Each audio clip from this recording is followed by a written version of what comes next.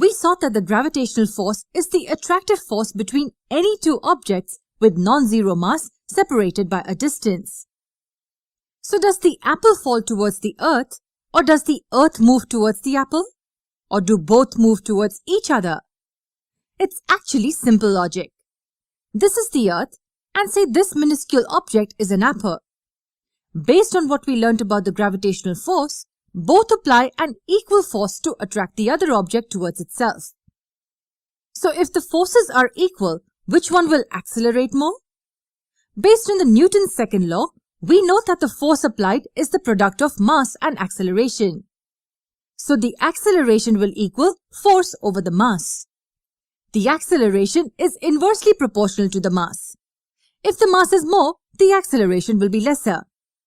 As the mass of the earth is much more than the mass of the apple, it is the apple that accelerates towards the earth and not the other way around.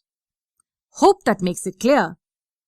Now the question is, how do we quantify this force?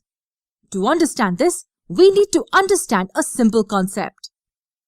And this simple concept is called the Universal Law of Gravitation. Say there are two objects A and B separated by a distance d. The distance between the centers is considered the distance between the two objects and not this distance. Assume that the mass of object A is m1 and that of object B is m2. As object A is bigger, let's assume m1 to be bigger than m2. The Universal Law of Gravitation says that every object in the universe attracts every object with a force which is directly proportional to the product of their masses and inversely proportional to the square of the distance between them. Let me repeat. The force is directly proportional to the product of their masses and inversely proportional to the square of the distance between them. With this data, we can write it mathematically like this.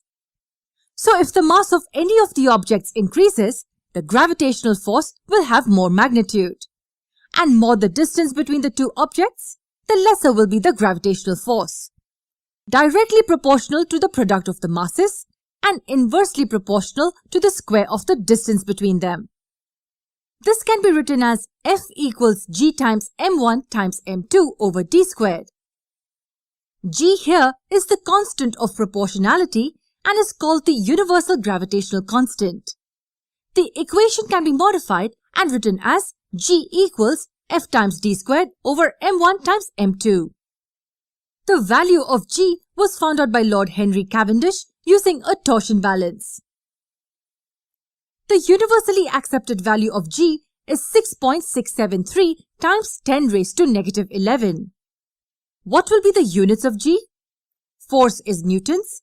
As the distance is in meters, we have meters squared. And as the mass is measured using kilograms, we multiply this with kilograms raised to negative 2.